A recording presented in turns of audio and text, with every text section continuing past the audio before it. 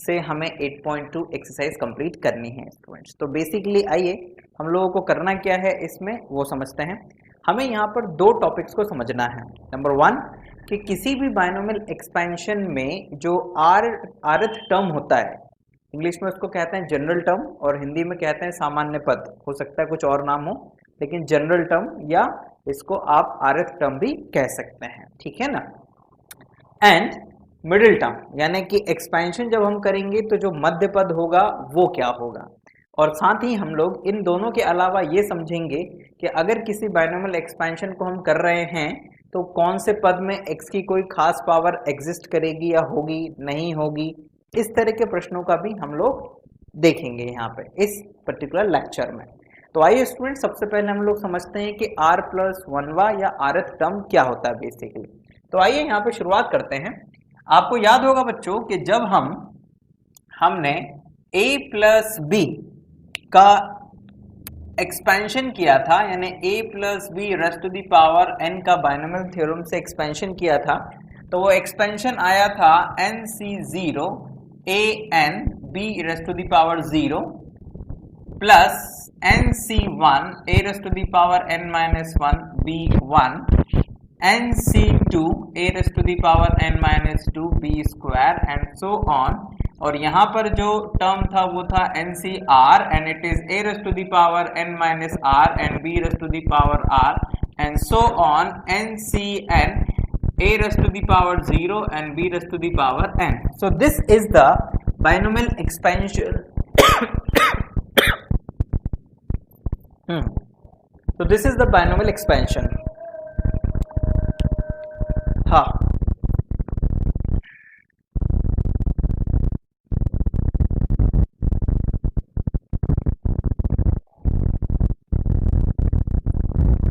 इस एक्सपेंशन को जरा ध्यान से देखिए बच्चों। इस एक्सपेंशन में ये जो n है, राइट, इस n के कारण कुल मिला के इस पूरे के पूरे एक्सपेंशन में n+1 टर्म्स हैं। ये हमने पहले दिन भी समझा था। यानी कि इसमें इंपॉर्टेंट क्या है कि n+1 टर्म्स, ठीक, इसमें है, यानी कि n+1 पद है।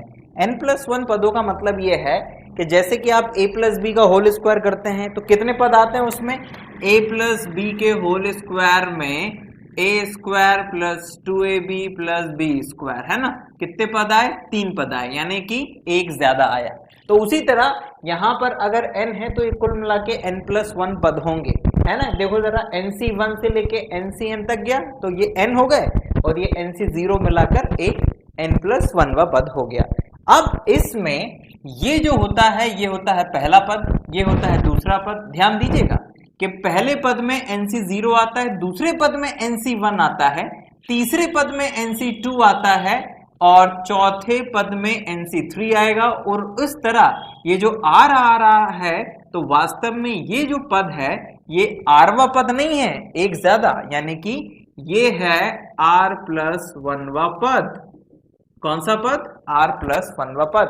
तो इसका मतलब ये हुआ कि अगर हमारे पास में n कुछ भी हो, a प्लस b कुछ भी हो, तो बायनोमियल थ्योरम की मदद से जो एक्सपेंशन किया जाता है उसमें जो tr+1 यानी कि r+1वां पद जो होता है, tr+1 टर्म जो होता है, उसका फॉर्मूला बनेगा ncr a raised to the power n-r and b raised to the power r। I repeat students, where n is always greater than r, ठीक है, और इक्वल हो सकता है लेकिन छोटा नहीं हो सकता है ये हमेशा। तो स्टूडेंट्स ये है tr+1वें पद का फॉर्मूला, आप इसको अपने दिमाग में रखिएगा बिकॉज ये हमारे बहुत काम का है। Okay right. अब जैसे मान लीजिए कि आपको वो दे दे कि यहाँ पर मान लीजिए लिखा हुआ है x-3 rays to the power 8 और वो आपसे कहे कि इसका r+1वां पद ज्ञात करिए। तो r+1वां पद ज्ञात करने के लिए सबसे पहले तो आप ये देख लीजिए कि आपका a और b क्या है।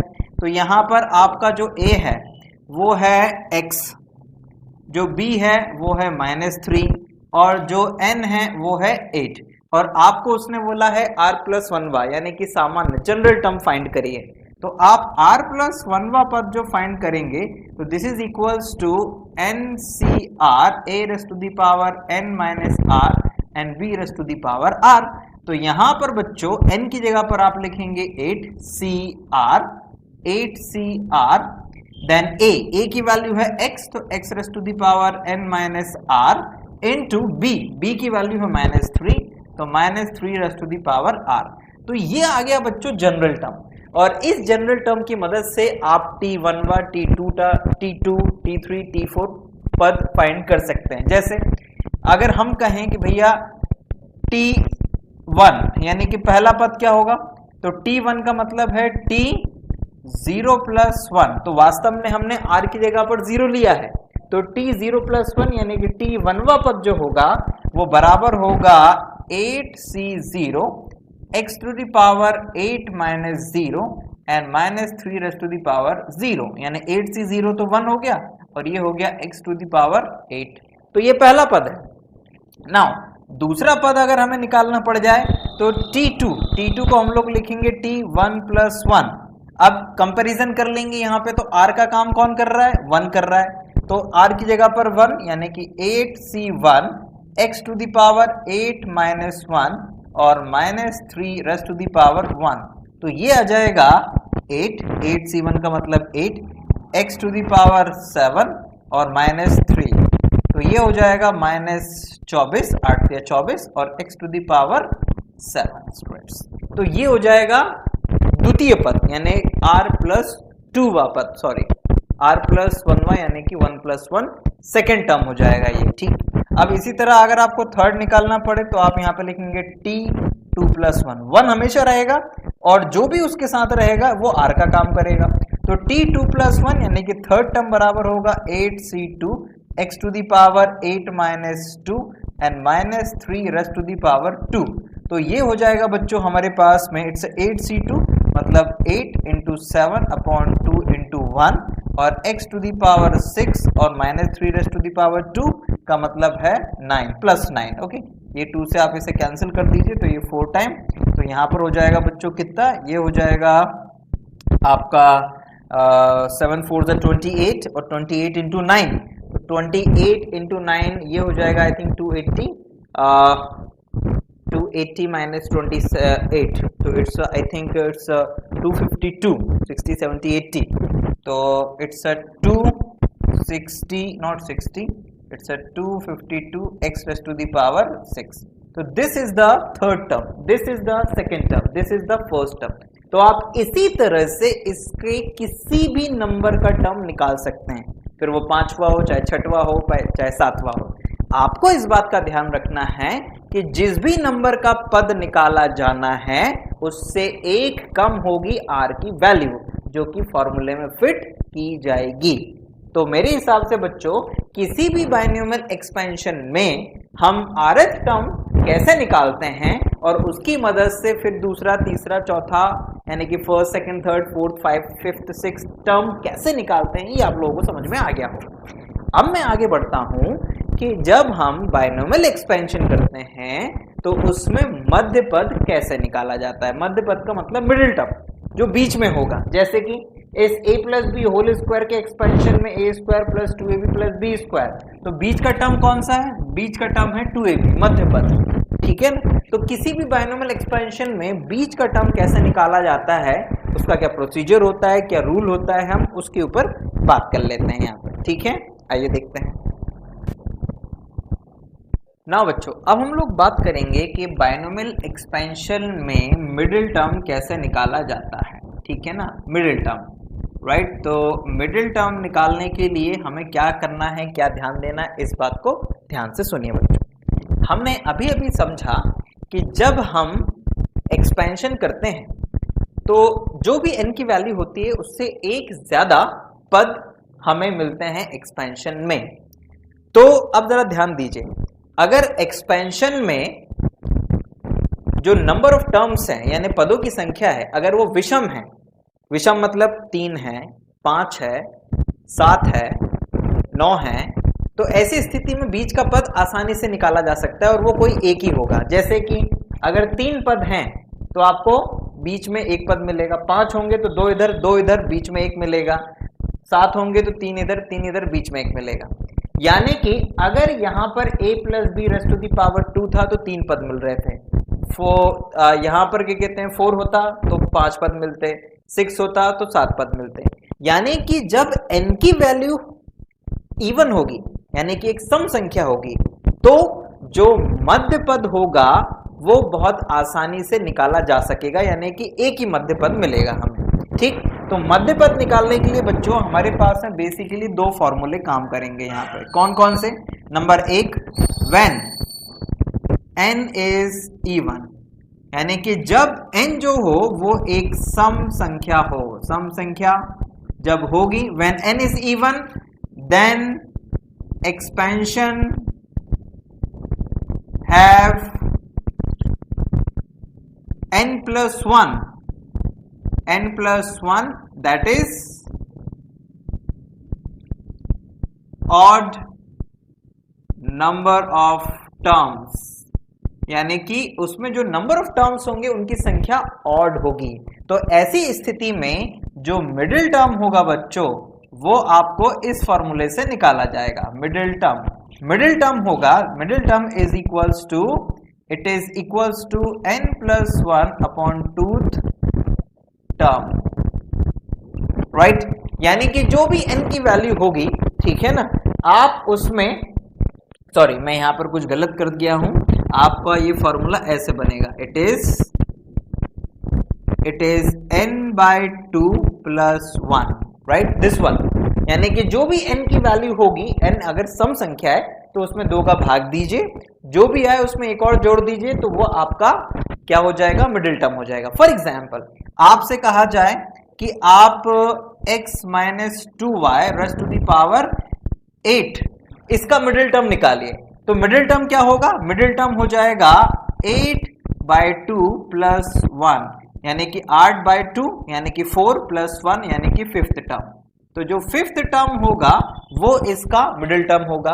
और अब 5th टर्म कैसे निकालेंगे? 5th टर्म निकालेंगे इससे, क्योंकि हमें 5th टर्म निकालना है तो हम लिखेंगे यहाँ पे t5, हम t5 को फिर लिख सकते हैं t4 प्लस 1। तो अब t4 प्लस 1 में यहाँ पर हमें r की वैल्यू मिल गई, राइट, और r की वैल्यू मिल गई 8, n बराबर n 8 दिया हुआ है, तो हमारा जो फॉर्मूला है वो बन जाएगा 8c4 x raise to the power 8 minus 4 and minus 2y raised to the power 4. तो this is the middle term in this expansion. Simple, इसको सिंप्लीफाई कर लीजिए, आंसर आ जाएगा, राइट। तो n की वैल्यू सम होने पर एक ही मध्य पद मिलेगा, एक ही मिडिल टर्म मिलेगा। लेकिन केस नंबर 2, लेकिन अगर n की value n is when n is odd, okay, यानी कि एक विषम संख्या हो, 1 हो, 3 हो, 5 हो, 8 हो, तो ऐसी स्थिति में जो नंबर ऑफ टर्म्स मिलेंगे एक्सपेंशन में, पदों की जो संख्या मिलेगी प्रसार में, वो सम संख्या होगी, यानी पदों की संख्या सम होगी। जैसे n की वैल्यू यहाँ पर 3 हो तो हमें 4 पद मिलेंगे, n की वैल्यू 5 हो तो हमें 6 पद मिलेंगे। तो ऐसी स्थिति में फिर मध्य पदों की जो संख्या होगी वो 2 होगी, यानी कि 2 मध्य पद होंगे। वेरी सिंपल सी बात है ना यार, कि अगर मान लीजिए आपके पास में ये क्या कहते हैं 6 पद हैं, या सपोज दैट 4 पद हैं, तो अब मध्य पद के लिए ये दोनों मध्य पद होंगे। आपके पास अगर 6 पद हैं, तो 6 पद अगर हैं तो 2 इधर छोड़ दीजिए, 2 इधर छोड़ दीजिए, तो ये दोनों मध्य पद होंगे। यानी हमेशा 2 मध्य पद मिलेंगे अगर प्रसार में सम संख्या आ जाए। लेकिन ऐसा कब होगा? जब n की वैल्यू ऑड होगी, यानी n ऑड होगा तब, ठीक है। तो जब n की वैल्यू ऑड होगी तो जो मिडिल टर्म्स होंगे वो मिडिल टर्म 2 होंगे। मिडिल टर्म्स पहला होगा पहला होगा n plus 1 bye 2th term, और दूसरा होगा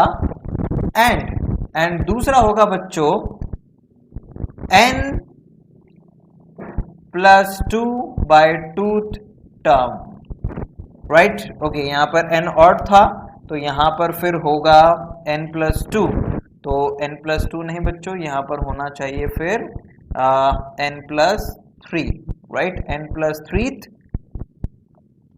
टर्म, ठीक है, राइट। तो ये होगा हमारे पास में फॉर्मूला।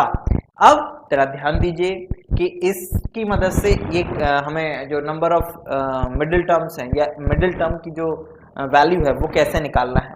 मान लीजिए कि आप एक एक्सपेंशन कर रहे हैं, suppose that you have a expansion, आप एक्सपेंशन कर रहे हैं, मान लीजिए कि x plus 1/y raised to the power आपके पास में यहाँ 7 है, ठीक, ये ऑड है, n की वैल्यू ऑड है, तो ये ऑड होने से जो नंबर ऑफ टर्म्स हैं वो इवन होंगे, यानी कुल मिला के नंबर ऑफ टर्म्स कितने होंगे, 7 + 1 यानी कि 8 होंगे। अब जो मिडिल टर्म्स आपके पास में आएंगे, तो जो मिडिल टर्म्स आएंगे यानी कि जो मध्य पद आएंगे वो आएंगे, कैसे आएंगे, पहला होगा 7 + 1/2 टर्म यानी कि 4th टर्म, ये पहला होगा, और दूसरा होगा 7 + 3/2 यानी कि 5th term, this is the 5th term. Because आप चाहो तो प्रैक्टिकली चेक भी कर सकते हो, अब 5th टर्म और 4th टर्म तो आप इस सारे फॉर्मूले से निकाल लोगे, r की वैल्यू यहाँ 3 होगी और यहाँ पर r की वैल्यू 4 होगी, सिंपल एज दैट, तो ये निकल जाएगा आसानी से। और प्रैक्टिकली इसको चेक करना हो कि भैया हम सही है कि नहीं है, तो आप वो भी चेक कर सकते हो। कुल मिला के आपके पास 8 पद हैं, तो 8 पद अगर हो गए आपके पास, तो फिर 3 इधर छोड़िए, 3 इधर छोड़िए, तो पहला, दूसरा, तीसरा, चौथा और पांचवा, तो चौथा और पांचवा जो है मिडिल टर्म है, बाकी दोनों तरफ 3-3 पद हैं हमारे। तो देखिए चौथा और पांचवा हम लोगों ने भी चेक किया यहाँ पर कि चौथा और पांचवा मिडिल टर्म होगा, ठीक है। तो यहाँ पर हमने आपको ये समझाने का प्रयास किया कि बायनोमियल एक्सपेंशन में हम मध्य पद निकालते कैसे हैं। तो मध्य पद निकालने के लिए ये डिपेंड करता है कि जो n है, जो घात है, ये वाली पावर जो है वो पावर क्या है, इवन नंबर है, सम संख्या है, या फिर ऑड नंबर है, विषम संख्या है। इसके अनुसार आपको मध्य पदों की संख्या निकालनी होगी। अगर n की वैल्यू इवन होगी, ओके, n की वैल्यू इवन होगी तो एक ही मध्य पद निकलेगा, जो कि फॉर्मूला कौन सा होगा, n/2 + 1 टर्म। ध्यान देना, पहले n में 2 का भाग देना है, फिर 1 जोड़ना है, ठीक है, गलती मत करिएगा, इसका ध्यान रखिएगा। और अगर n की वैल्यू विषम है तो जो मिडिल टर्म है वो 2 निकलेंगे, यानी कि 2 मध्य पद निकाले जाएंगे, एक होगा n + 1/2 टर्म और एक होगा n + 3/2 टर्म, है ना। ये चीज कहीं कहीं अलग अलग मिल सकती है, तो उससे बिल्कुल परेशान मत होइएगा, है ना। मेन है कि सही चीज निकलनी चाहिए, है ना, लॉजिक सही होना चाहिए। मैंने इस तरह से लिखा, कई बार इसको लोग अलग अलग तरीकों से लिख सकते हैं, एक्सप्रेस करने का वो एक तरीका है। तो इस चीज को दिमाग में बैठाइएगा कि n की वैल्यू ऑड या इवन होगी, घात इवन या ऑड होगी, उसके अनुसार मिडिल टर्म्स की संख्या कितनी होगी ये डिसाइड होगा। इसको लेक्चर को फिर से एक बार सुन लीजिएगा, इस चीज को अच्छे से दिमाग में बैठा लीजिएगा, फिर एक्सरसाइज पे जाइएगा।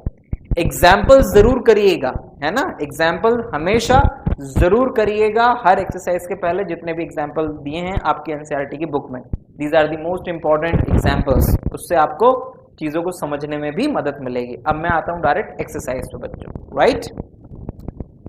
Now students move to the exercise 8.2। इसमें ज़्यादा प्रश्न नहीं है, हमारे पास कुल मिला के 12 प्रश्न हैं।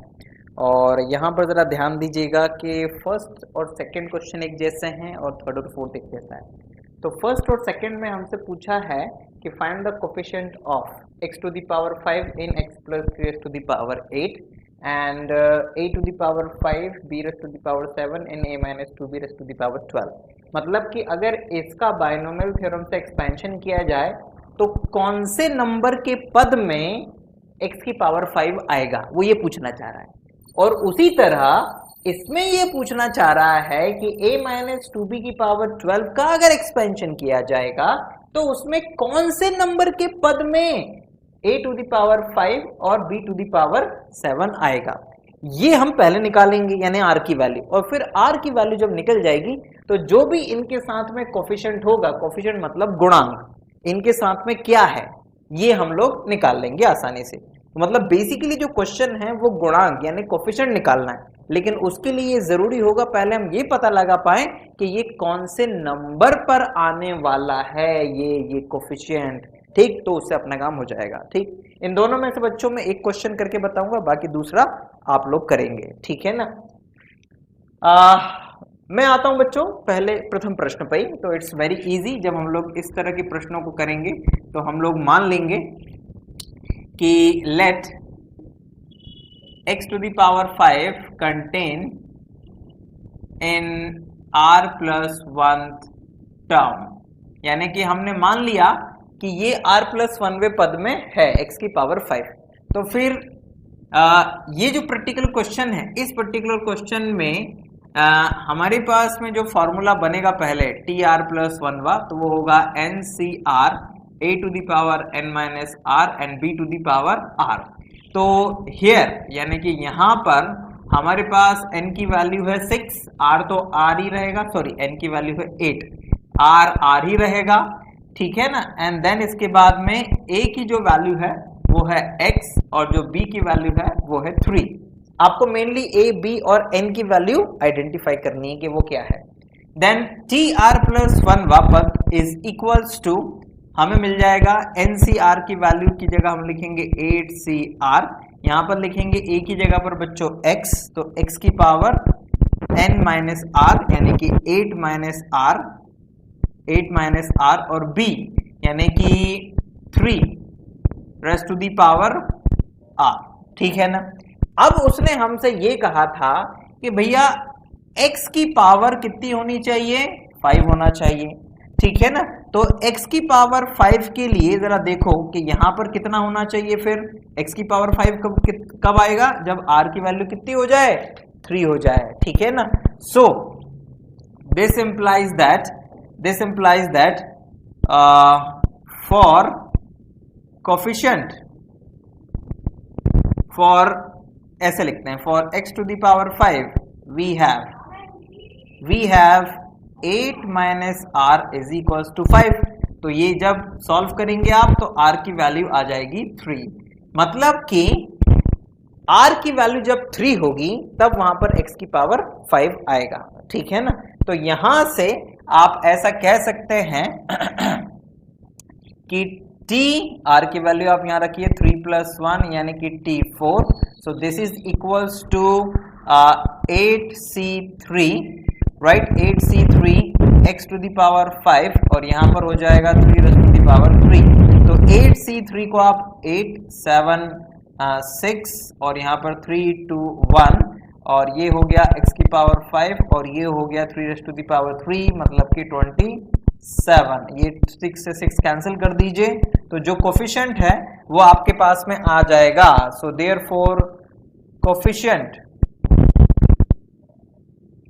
of x to the power 5 is equals to 8 into 7 into 27। अब आप इसको मल्टीप्लाई कर लीजिएगा तो आपके पास में आंसर आ जाएगा। ये आपके लिए छोड़ दिया मैंने काम, मेनली आपको समझाने का उद्देश्य था कि आप लॉजिक समझें कि हमसे कहा क्या है और करना कैसे।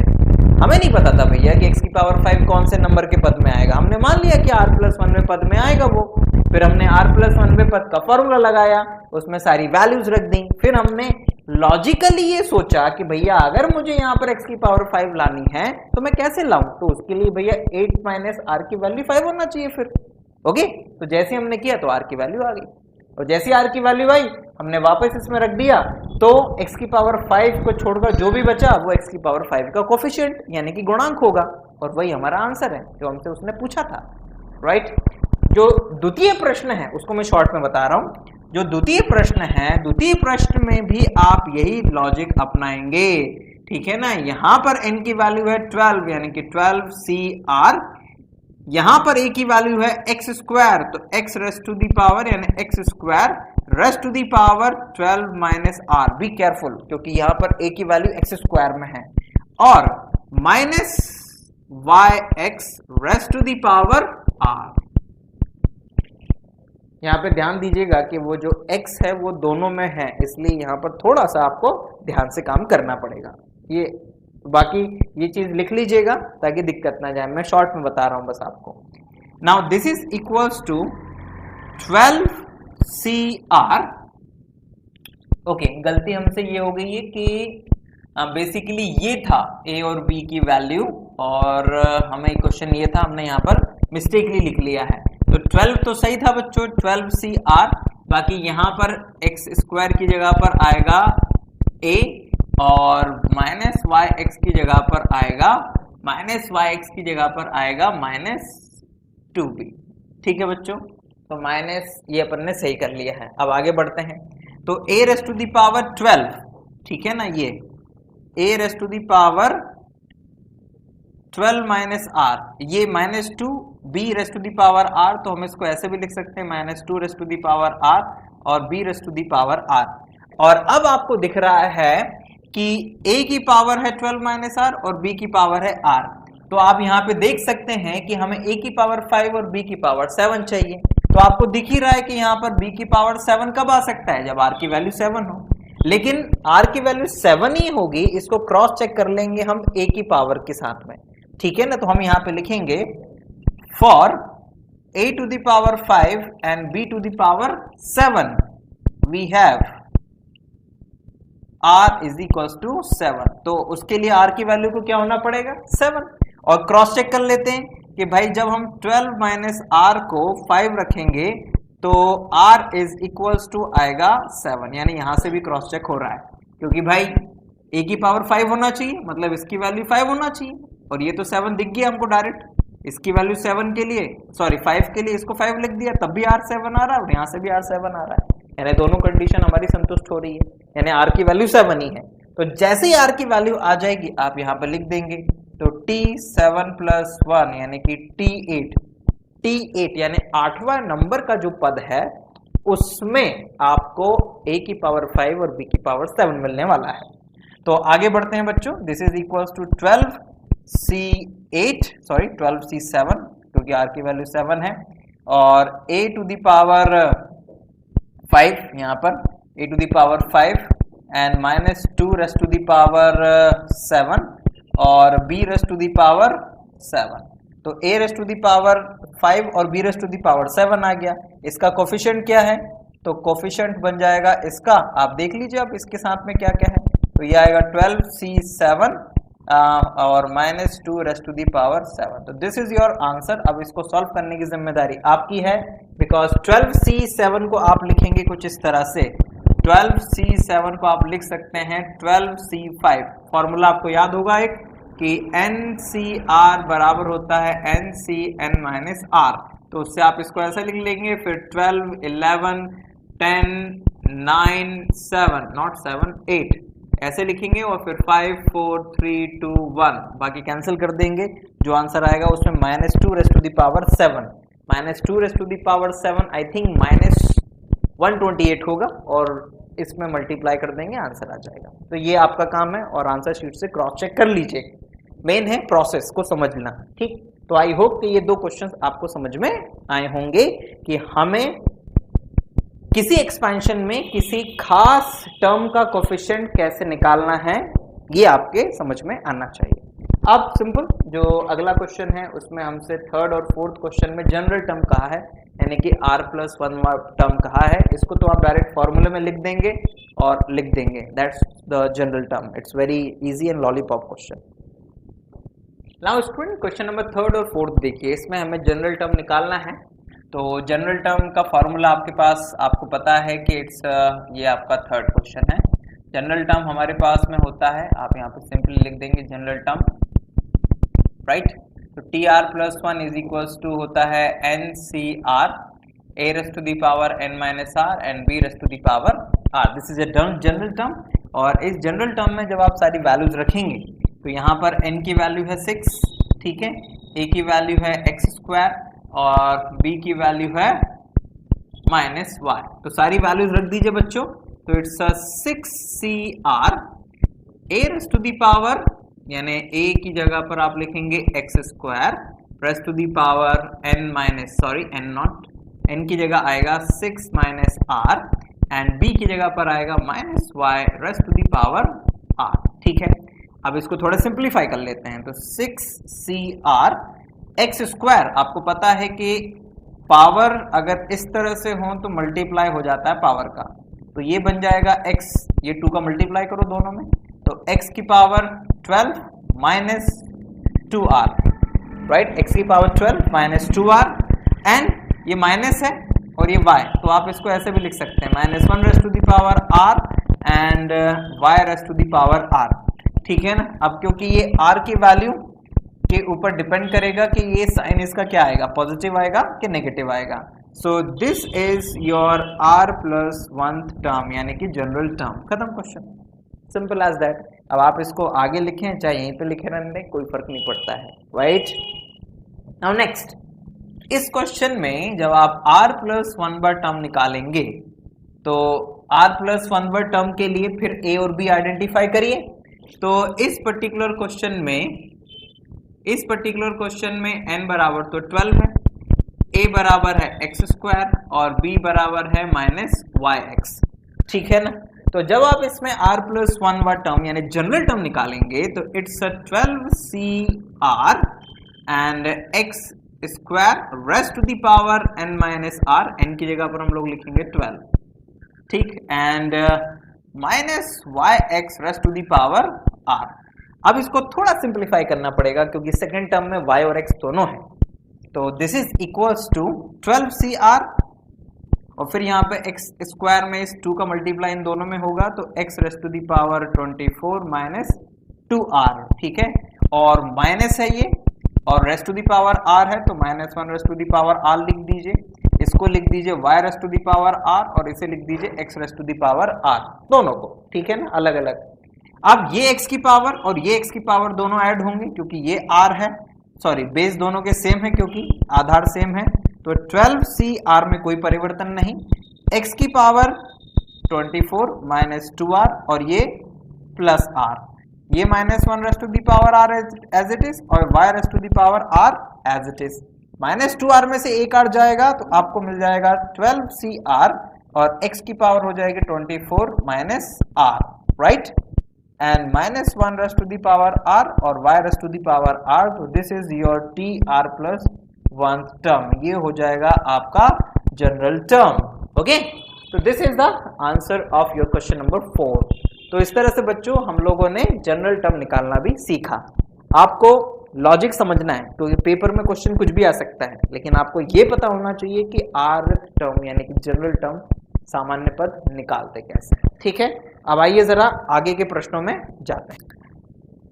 नाउ स्टूडेंट्स, जो क्वेश्चन नंबर 5 है, क्वेश्चन नंबर 5 में हमें x माइनस y, 5 में हमें x minus 2y raise to the power 12 दिया हुआ है और इसमें हमसे उसने कहा है कि 4th टर्म फाइंड करिए, 4th टर्म। तो बच्चों 4th टर्म फाइंड करने का मतलब ये है कि t4 is equal to t3 plus 1, तो बेसिकली आपको r यहाँ पर आइडेंटिफाई करना था इस पर्टिकुलर क्वेश्चन में, तो r की वैल्यू 3 होगी अगर आप चौथा पद निकालना चाहते हैं, और बाकी सब तो आप आइडेंटिफाई कर लो। n क्या है, 12 है, c3, a क्या है, x raise to the power 12 minus r और b क्या है, minus 2y raise to the power r। अब इसके बाद में सॉरी r की जगह पर 3 लिखना है बेसिकली, तो r की जगह पर 3 और ये r की जगह पर 3, तो इसके आगे अब आप इसको आसानी से सिंप्लीफाई कर लेंगे, आपका आंसर आ जाएगा, यानी कि इसमें 4th टर्म आ जाएगा। तो this is equals to 12c3 मतलब 12 into 11 into 10 upon 3 into 2 into 1 और ये x raise to the power 9 हो जाएगा बच्चों, और minus 2 raise to the power 3 यानी कि माइनस 8 इंटू वाई क्यूब हो जाएगा, ठीक। ये 6 कैंसिल हो जाएगा यहाँ से 2 टाइम्स और आपके पास में आ जाएगा बच्चों कितना, ये 110 220, तो 220 multiply by minus 8 into x की पावर 9 और y की power 3, so this is equals to, इसका 8 में मल्टीप्लाई करेंगे बच्चों तो आई थिंक ये हो जाना चाहिए आपके पास में 66 और 110 176, तो इट्स 1760, ओके 1760 एक्स की पावर 9 और y raise to the power 3 और साइन आई थिंक आएगा माइनस में। आप बाकी इसको क्रॉस चेक कर लीजिएगा, ओके, हो सकता है जल्दबाजी में ये गलती हो जाए, लेकिन जहाँ तक मेरा ख्याल है इट इज करेक्ट, राइट। तो this is the 4th term of the expansion. इसी तरह से बच्चों जो क्वेश्चन नंबर 6 है, क्वेश्चन नंबर 6 में हमें 13वां पद निकालना है। क्वेश्चन नंबर 6 में हमें 13th टर्म निकालना है, 13th टर्म। और इस 6th क्वेश्चन में हमें क्वेश्चन दिया हुआ है 9x माइनस 1/√3x, है ना? ओके, 3√x है, 3√x, it's uh 3√x raised to the power 18 और x not equals to 0 because यहाँ पर रखेंगे तो ये इनफाइनाइट हो जाएगा, इसलिए x की वैल्यू 0 नहीं हो सकती। तो बच्चों 13वां पद निकालना है, तो 13वां पद अगर निकालना है t13 तो मतलब t12 प्लस 1 लिखना पड़ेगा, यानी r की वैल्यू 12 हो गई है। तो इट मीन्स दैट कि 18c12 and 9x raised to the power 18 minus 12 and minus 1/3√x raised to the power 12। Simple, solve कर दीजिए अब इसको, सिंपल, कुछ भी ज्यादा दम नहीं है इन क्वेश्चंस में। तो जैसे ही आप सॉल्व करेंगे तो ये 18c12 की वैल्यू क्या होती है बच्चों, ये तो तुम लोग कर लेना, है ना? थोड़ा लंबा कैलकुलेशन है तो तुम लोगों का मेमोरी थोड़ा तेज होता है तो तुम अच्छे से कर लोगे, ठीक है? बाकी ये 9 रेस्ट टू द पावर 6 हो जाएगा, तो ये 9 रेस्ट टू द पावर 6 भी आपका काम है निकालने का, काटा पीटी आप लोग कर लेना अच्छे से।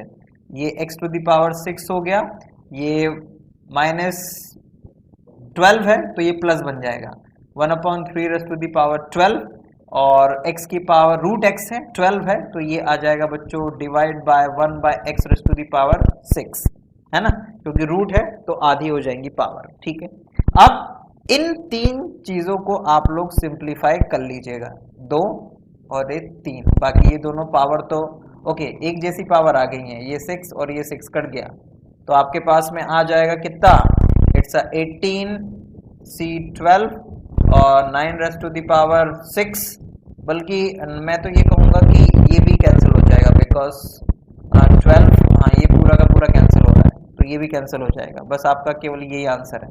तो इसको सिंप्लीफाई कर दीजिए तो यही आपका आंसर हो जाएगा, because 3 raised to the power 12, 3 raised to the power 12 को आप ऐसा भी लिख सकते हैं 3 रेस्ट टू द पावर 2 और ये 6, तो ये हो जाएगा 9 रेस्ट टू द पावर 6, तो ये दोनों एक जैसा बन जाएंगे, कैंसिल हो जाएगा, ठीक है? तो ये अब आपका काम है आगे इसको सिंप्लीफाई करना। तो ये 6th क्वेश्चन भी यहाँ पे कंप्लीट हुआ। अब जो क्वेश्चन नंबर 7 और क्वेश्चन नंबर 8 है उसमें हमसे उसने मिडिल टर्म पूछा है कि मिडिल टर्म फाइंड करिए, तो आपको बस समझना है, यूं हो जाएगा क्वेश्चन। आइए देखते हैं। नाउ लुक स्टूडेंट्स, ये 2 क्वेश्चंस हैं, क्वेश्चन नंबर 7 और 8, इसमें हमें मिडिल टर्म फाइंड करना है, यानी मध्य पद फाइंड करना है। और मध्य पद फाइंड करने के लिए आपको इसे ध्यान से देखना है, ये पावर को, ठीक है ना? यहाँ पर ऑड है, यहाँ पर इवन है, मतलब जब इसका एक्सपेंशन हम करेंगे तो कुल मिला के जो पद बनेंगे उनकी संख्या होगी 8, यानी जब 8 टोटल पद हैं, 8 टर्म्स हैं, तो एक मिडिल टर्म तो हो नहीं सकता है, फिर 2 मिडिल टर्म्स होंगे, ठीक? तो हमें वो 2 मिडिल टर्म्स निकालने हैं फिर बेसिकली, ठीक है ना? एंड सिमिलरली बच्चों यहाँ पर 10 है, नंबर ऑफ टर्म्स जो होंगे 11 होंगे, तो एक ही मिडिल टर्म होगा और वो फॉर्मूला भी आपको पता है, ठीक है? तो यहाँ पर बारी बारी इसमें दोनों के लिए मिडिल टर्म्स निकालता हूं बच्चों। तो जरा यहाँ पे ध्यान दीजिएगा कि here n is equal to 7 यानी कि ऑड, सो मिडिल टर्म, तो मिडिल टर्म्स कौन कौन से होंगे बच्चों? मिडिल टर्म्स होंगे, एक होगा बच्चों 7 + 1/2 और एंड 7 + 3/2 टर्म, ठीक है ना? ये 2 टर्म्स होंगे मिडिल टर्म्स बेसिकली, यानी कि कौन कौन सा होगा? 7 + 1 8/2 यानी कि 4th एंड 5th टर्म। तो बच्चों हमें चौथा और 5वां पद निकालना है, यही मध्य पद होंगे। अब मैं पूरा नहीं करूंगा, ये आपके लिए छोड़ दूंगा। तो देखिए बच्चों, नाउ T4, तो T4 का मतलब है T3 + 1 यानी R आ गया, R की वैल्यू 3 है।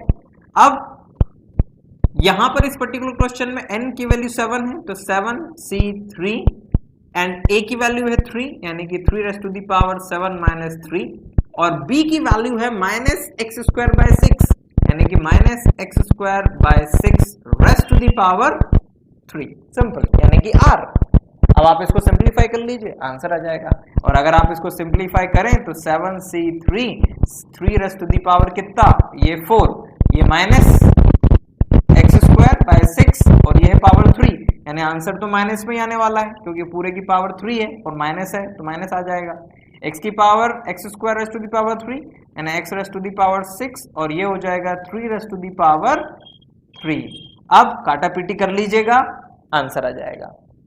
फिफ्थ टर्म भी बिल्कुल इसी तरह निकालोगे, यानी कि t5 is equals to t4 plus 1 is equals to 7c4 and 3 raised to the power 7 minus 4 and minus x square by 6 raised to the power 4।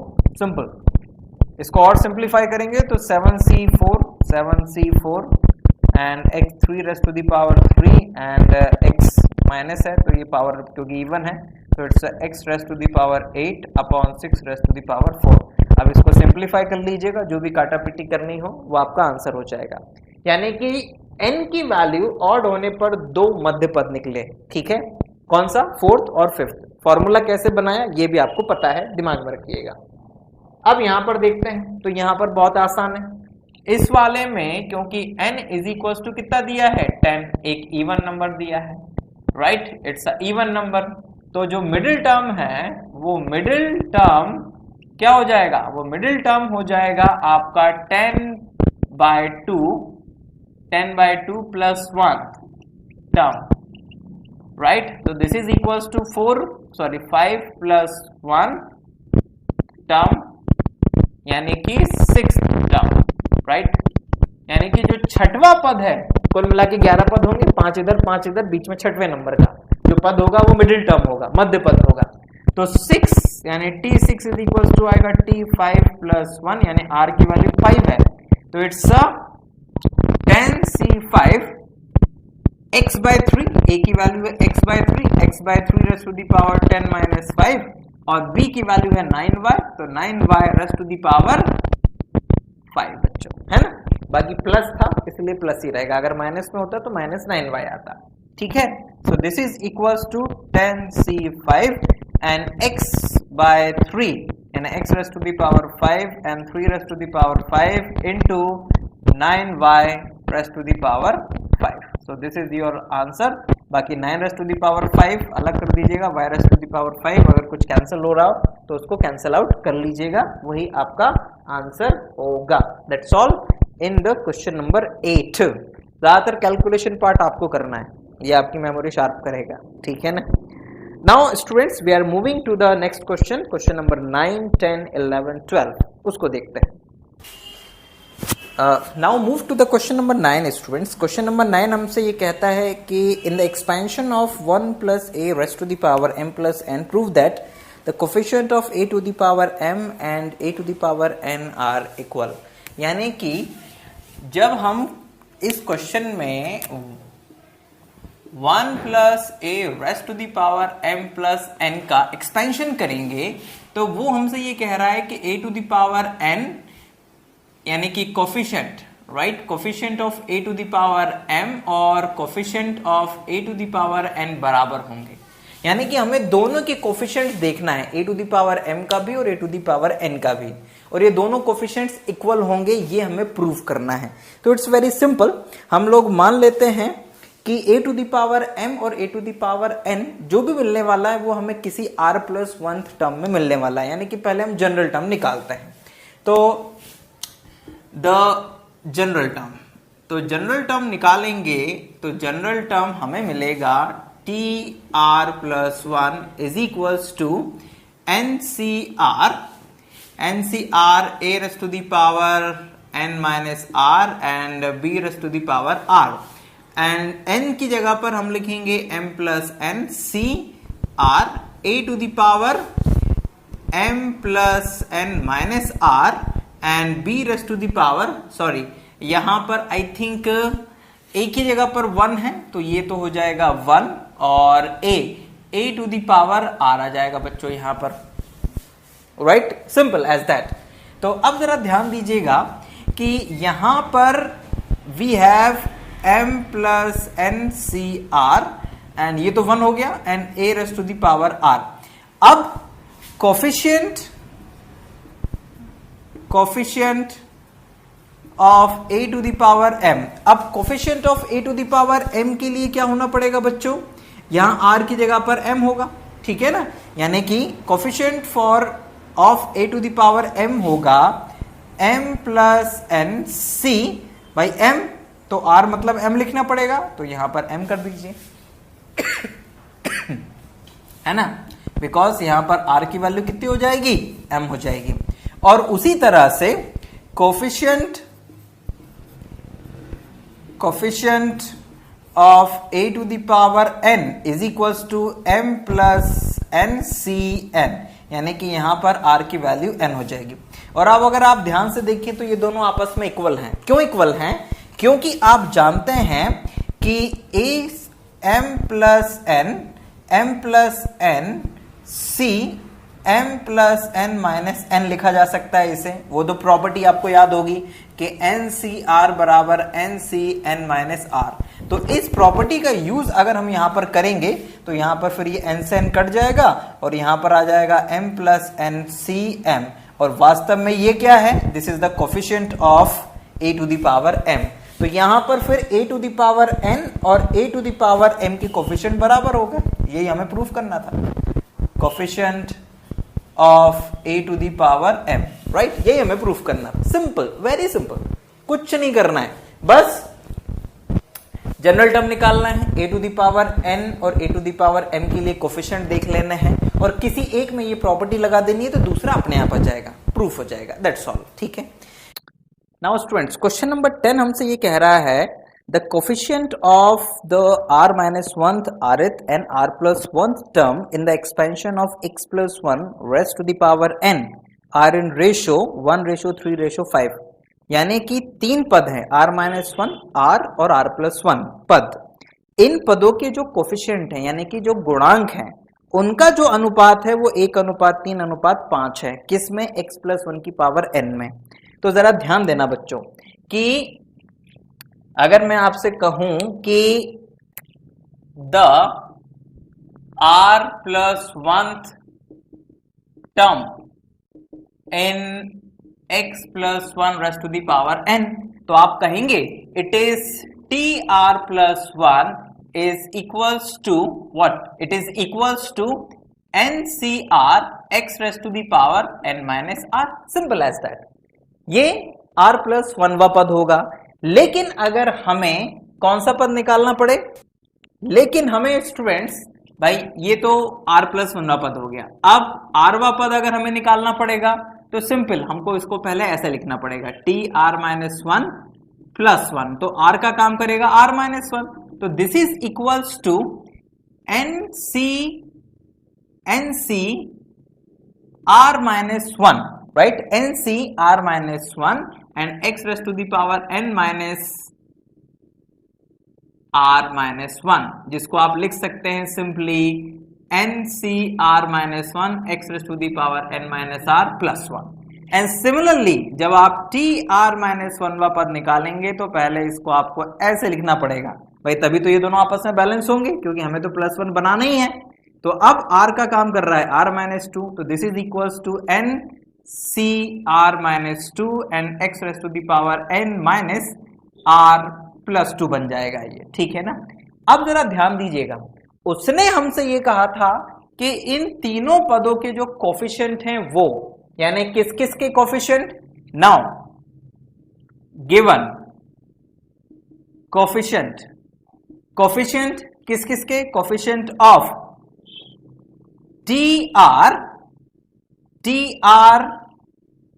minus 1 ratio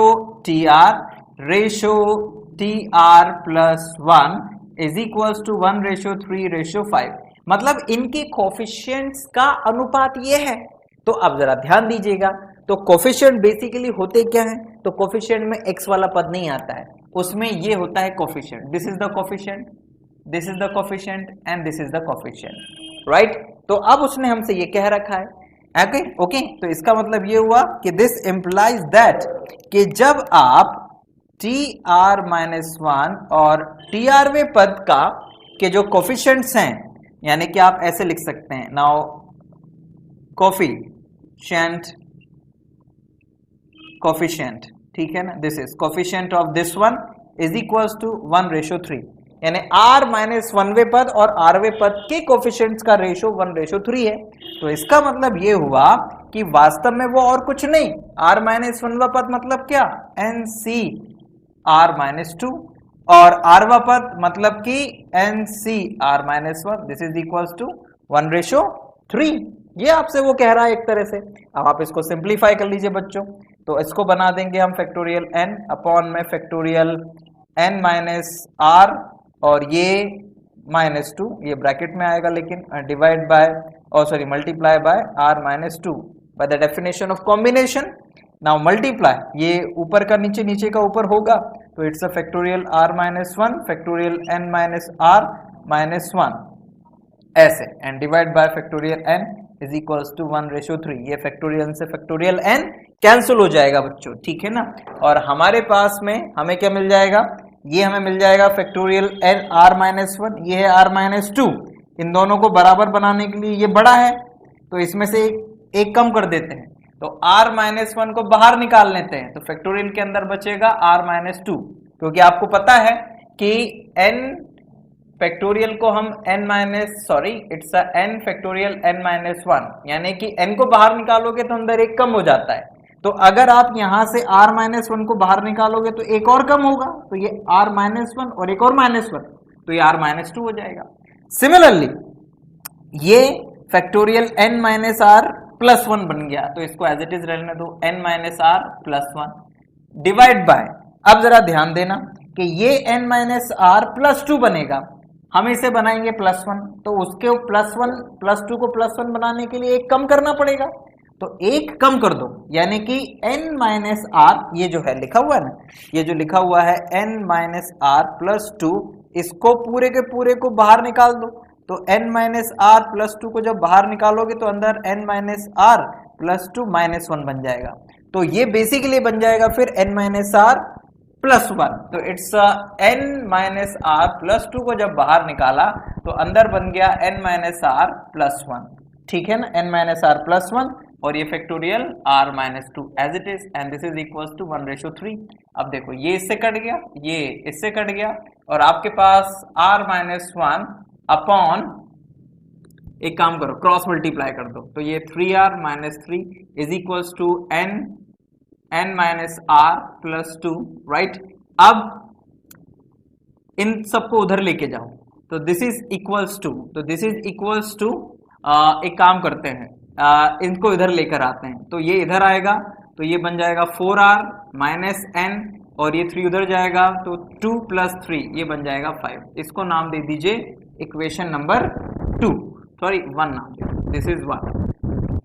तो एक एक्सप्रेशन बन गई r और n के टर्म्स में, 4r minus n is equals to 5 students. Now अब थोड़ा सा और आगे बढ़ते हैं, तो ये तो अभी हमने किस किस का रेशो लिया था बच्चों, ये तो हमने रेशो लिया था tr माइनस 1 अपॉन tr का। अब इन दोनों का लेते हैं, तो अगेन क्या कि tr अपॉन tr प्लस 1, इनका रेशो है 3:5।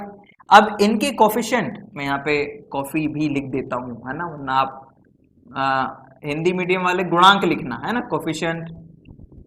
कोफिशिएंट ये इस तरह से है ना। तो tr का जो कोफिशिएंट है वो तो अभी हम लोगों ने देखा, इट्स nc r माइनस 1, तो इट्स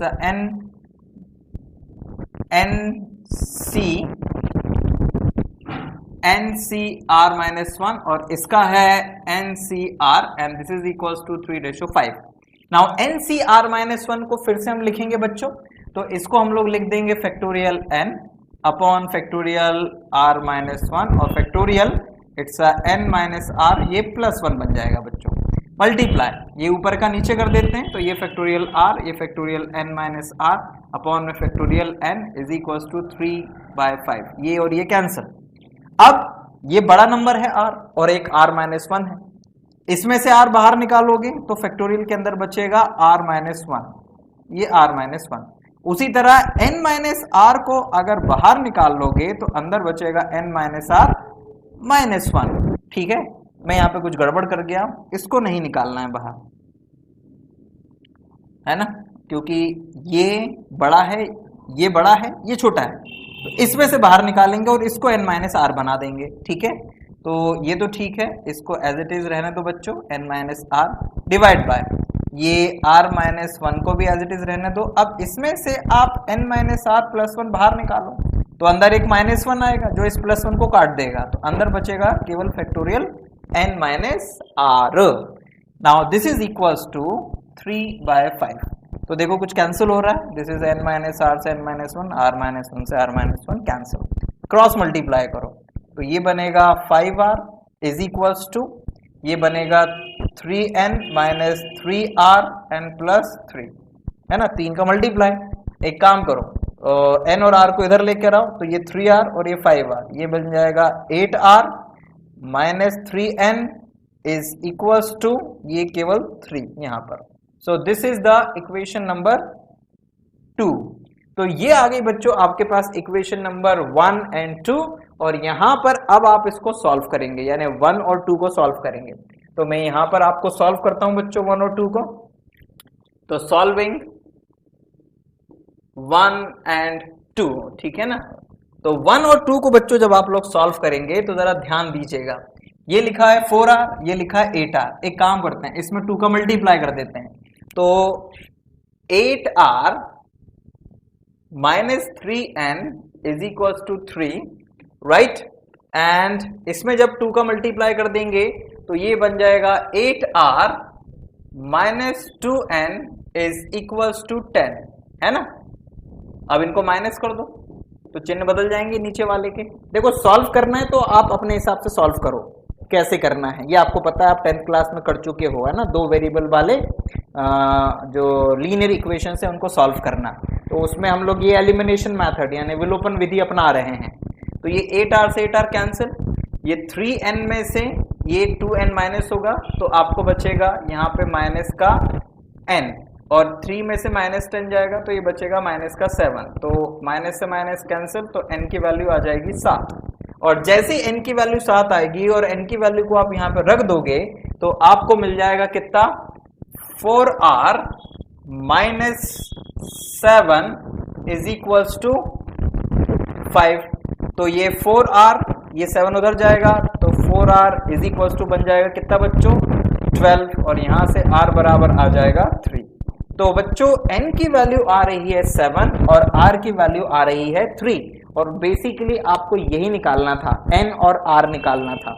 तो n इज इक्वल्स टू 7 और r इज इक्वल्स टू 3। तो आप इसको क्रॉस चेक भी कर सकते हैं अपनी आंसर की से पीछे। तो बेसिकली बच्चों अपने को करना था जो वो आपके समझ में आना चाहिए। थोड़ा सा ट्रिकी क्वेश्चन है, ये ध्यान रखना है बच्चों कि उसने हमसे पूछा है कोफिशिएंट, सॉरी उसने हमसे कहा है कोफिशिएंट्स का रेशो ये है, किसके टर्म्स में कोफिशिएंट का। तो जो कोफिशिएंट होता है वो NCR यानी वो x वाले टर्म को हटाने के बाद, वेरिएबल वाले टर्म को हटाने के बाद जो NCR बचता है वो हमारा कोफिशिएंट होता है। तो जब आप उनका रेशो लेंगे तो वो 1:3 और 5:3, आपने पहले इन दोनों का लिया, ठीक है ना, तो वो 1:3, और फिर बाद में इन दोनों का लिया तो वो 3:5, उसका आपने यूज करा। उन रेशियोज को आपने लिया, सॉल्व किया, तो आपके पास में 2 इक्वेशंस बनी। उन दोनों इक्वेशंस को आपने फाइनली सॉल्व किया तो आपके पास n और r की वैल्यू आ गई है बच्चों, ठीक है। Now we are moving to the question number 11। अब हम लोग क्वेश्चन नंबर 11 की ओर जाते हैं। नाउ बच्चों क्वेश्चन नंबर 11 हमसे कहता है prove that the coefficient of x to the power n of x to the power n in expansion of 1 plus x raised to the power 2n is twice the coefficient of x raised to the power n in the expansion of 1 plus x raised to the power 2n minus 1। तो जरा ध्यान देना, हमको 2 terms दिए हैं उसने, एक दिया है 1 plus x raised to the power 2n, है ना, गिवन, ये हमको दिया है, और इसमें हमको फाइंड करना है coefficient of x to the power n, right. ये coefficient of x to the power n इसमें, और एक दिया है 1 plus x raise to the power 2n minus 1, right, 2n minus 1, और इसमें भी हमें x to the power n का कोफिशिएंट फाइंड करना है, ठीक है। लेकिन वो कोफिशिएंट फाइंड करने के बाद हमें ये बताना है कि यस इज ट्वाइस, कि जो यहां से कोफिशिएंट निकलेगा वो इस कोफिशिएंट से 2 गुना होगा, राइट, इससे 2 गुना होगा। तो अब जरा ध्यान दीजिएगा, अब हम सबसे पहले निकालेंगे r plus 1th term in what? In 1 plus x raised to the power 2n। तो हम इसका पहले r plus 1th टर्म निकालेंगे, तो वो हमें मिलेगा t r plus 1 is equals to ncr and 1 raised to the power, sorry यहाँ पर n की जगह पर आएगा 2n, right, 2ncr and 1 raised to the power 2n minus r और x raised to the power r। तो this is equals to 2ncr and x raised to the power r, ठीक है ना। तो अब जरा ध्यान देना कि यहां पर, सॉरी यहाँ पर r है, तो look at that coefficient of x to the power n। तो जरा ध्यान देना, अगर यहां पर x की पावर n बनाना है तो r की जगह n लिखना पड़ेगा। तो coefficient of x to the power n क्या आ जाएगा, वो आ जाएगा 2ncn, सिंपल, 2ncn ये आ जाएगा अपने पास में, सिंपल। नाउ अब देखो ये एक चीज आ गई अपने पास में, किसका कोफिशिएंट आ गया, ये x to the power n, लेकिन किस में, 1 plus x raise to the power 2n में। Again r plus 1th term in 1 plus x raised to the power 2n minus 1। तो इसमें r plus 1 पदवा क्या, r plus 1 वा पद क्या होगा, this is equals to 2n minus 1 c r 1 raised to the power 2n minus 1 minus r and x raised to the power r। तो look at that, तो ये तो हो गया बच्चों 1, तो it is 2n minus 1 cr and x raised to the power r। अब अगर मैं पूछूं कि इस पर्टिकुलर टर्म में coefficient of x raised to the power n, तो x raised to the power n क्या होगा कोफिशिएंट, दोनों में x raised to the power n के कोफिशिएंट निकालने थे। तो यहां पर x raised to the power n का कोफिशिएंट बनाने के लिए आपको r की जगह पर n लिखना पड़ेगा, तो it is 2n minus 1 cn। It means that बच्चों कि इस एक्सपेंशन में, ये इस एक्सपेंशन में x की पावर n का जो कोफिशिएंट है वो है ये, और इस एक्सपेंशन में x की पावर n का जो कोफिशिएंट है वो है 2ncn। अब हमें ये बताना है कि ये जो है वो इसका 2 गुना है, तो इट्स वेरी सिंपल, एक काम करते हैं, लुक एट दैट, आप इसको नाम दे दीजिए 2। नाउ 2ncn इसकी वैल्यू होगी फैक्टोरियल 2n अपॉन में फैक्टोरियल n और फैक्टोरियल 2n माइनस n। तो this is equals two factorial 2n divide by factorial n और फैक्टोरियल n। ये सिंपल, ये आपके पास में इतनी वैल्यू आ जाएगी, ठीक है ना। And now look at that, इसको देखें, अब इसको देखिएगा बच्चों, है ना, 2n minus 1 cn this is equals two factorial 2n minus 1 upon में फैक्टोरियल n अपॉन में factorial 2n minus 1 and minus n, ठीक है, दिस वन। अब जरा ध्यान दीजिएगा कि ये है 2n minus n, it means it is 2n minus 1 upon में फैक्टोरियल n, और ये बन जाएगा n minus 1। नाउ लुक, हमें इसको 2 गुना बताना है इसका, तो अगर हम यहां से 2n बाहर निकाल लें बच्चों, तो अंदर बचेगा 2n minus 1 और ये n, ठीक है। इसमें से एक काम करो, इस n को बाहर निकाल लो, तो फैक्टोरियल n तो ठीक है, n फैक्टोरियल n minus 1 बच जाएगा। अब जरा ध्यान से देखो, एक काम करता हूं कि मैं इसको यहां कर देता हूं, ठीक है, ये तो आपने निकाल लिया। अब इसको जरा एक बार और देख लीजिए कि 2n Cn is equals to ये फैक्टोरियल 2n अपॉन में फैक्टोरियल n था, इसमें से जब हम 2n कॉमन निकालेंगे मतलब बाहर निकाल लेंगे तो फैक्टोरियल में बचेगा 2n माइनस 1 अपॉन में इस n को बाहर निकालेंगे तो फैक्टोरियल में n माइनस 1 और ये फैक्टोरियल में n एज इट इज, ये n से n कट गया और आपके पास में आ गया है 2 into factorial 2n minus 1 upon में factorial n minus 1 factorial n। अब जरा ध्यान से देखिए कि ये जो कोफिशिएंट है उसकी वैल्यू ये आई है और ये किसके इक्वल है, this is equals to 2, this is equals to 2 into 2n minus 1 Cn। ये देखिए इसका, ये देखिए ये जो वैल्यू है ये इस वैल्यू के बराबर आ गई ना, क्योंकि इसकी वैल्यू ये है, राइट। तो 2n Cn is equals to twice of 2n minus 1 Cn। ये किसका कोफिशिएंट है, 1 plus x raised to the power 2n minus 1 में x की पावर n का, और ये किसका कोफिशिएंट है, ये कोफिशिएंट है x 1 प्लस एक्स की पावर 2n में x की पावर n का। तो इसका मतलब ये हुआ कि ये कोफिशिएंट इस कोफिशिएंट का दुगुना है, 2 मल्टीप्लाई बाय दिस वन। तो यानी कि coefficient of x to the power n in 1 plus x raised to the power 2n is equals to 2 into coefficient of x to the power n in 1 plus x raised to the power 2n minus 1। यही आपको proof करना था इस question में, ठीक। तो हमने क्या किया, दोनों ही एक्सपेंशन में पहले x की पावर n के कोफिशिएंट निकाले, उनको सॉल्व करके देखा और दोनों में रिलेशनशिप बना दिया। तो हमने देखा कि एक दूसरे का 2 गुना आ गया है और यही हमको प्रूफ करना था। तो ये प्रश्न भी बच्चों, प्रश्न भी यहां पर कंप्लीट हो गया स्टूडेंट्स, ठीक है।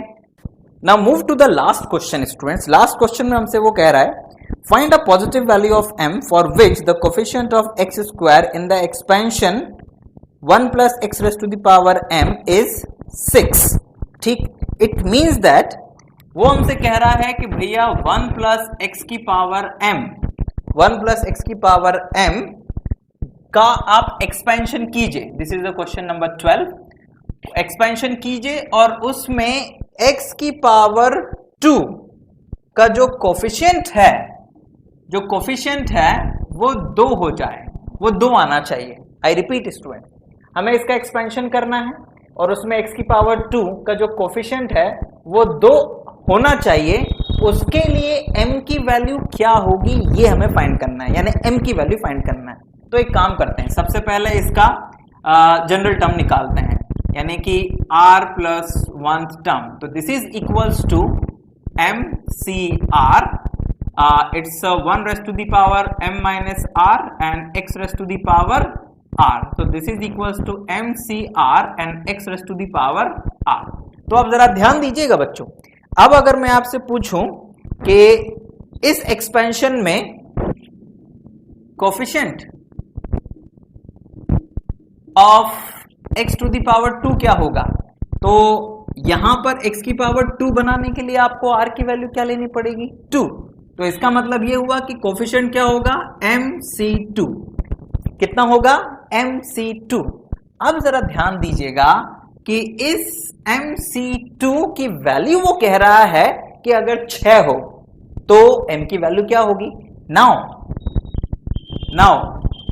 गिवन कि mc2 इज इक्वल टू 6, तो अब मुझे बताइए कि इसकी वैल्यू 6 हो, उसके लिए यहां पर m की वैल्यू क्या होनी चाहिए। तो इट्स क्वाइट सिंपल, आप इसको लिख सकते हैं, आप इसको लिख सकते हैं कितना, m minus 1 upon 2 into 1 and this is equal to 6।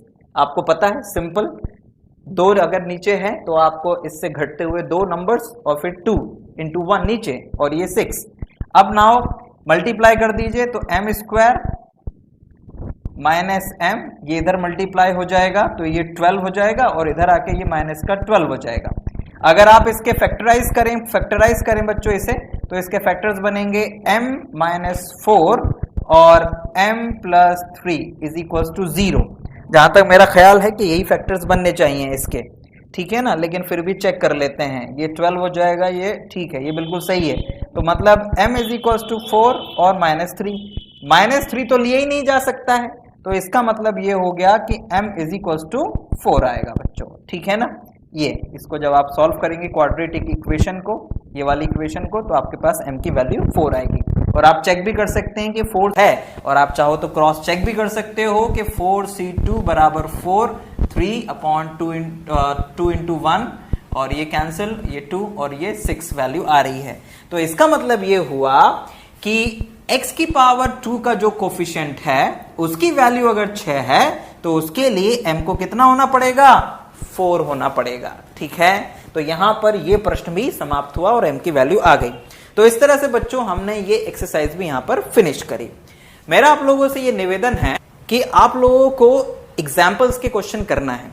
Hindi medium के बच्चे क्वेश्चंस को सॉल्व करते समय भाषा का प्रयोग जरूर करें। जैसे ये गुणा करने पर इस समीकरण से उस समीकरण से, आप अपनी मर्जी से भी समीकरणों को नाम दे सकते हैं अपनी सुविधा के अनुसार।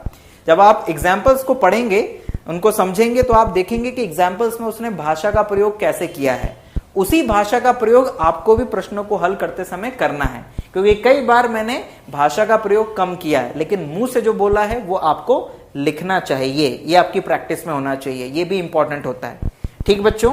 तो ये हिंदी और इंग्लिश मीडियम के दोनों बच्चे ध्यान रखें, भाषा का प्रयोग करना है, केवल सवाल हल करना और उत्तर निकालना सही नहीं होता है, ओके। और उस पर पूरे मार्क्स मिलें इसका की कोई गारंटी नहीं है, इसलिए आपको पूरा लिख लिख कर हूबहू जैसा एग्जाम्पल्स में आपको समझा के करवाया है वैसे ही आपको करना है, ठीक है बच्चों। तो यहां पर बच्चों ये एक्सरसाइज मेरी ओर से फिनिश हुई। हम जल्दी नेक्स्ट चैप्टर में फिर आपके सामने उपस्थित होंगे। अपने उन मित्रों को इन वीडियोस के बारे में जरूर बताइए जो कोचिंग अफोर्ड नहीं कर सकते, जिनके पास पैसे नहीं हैं, ओके। क्योंकि हमारा उद्देश्य केवल हिंदी मीडियम और अंग्रेजी मीडियम के उन गरीब बच्चों तक इस शिक्षा को पहुंचाना है जो कोचिंग अफोर्ड नहीं कर सकते हैं, ओके राइट। तो मातृभाषा में उनके लिए ये वीडियो हमारी ओर से केवल एक सम्मान स्वरूप सहायता है।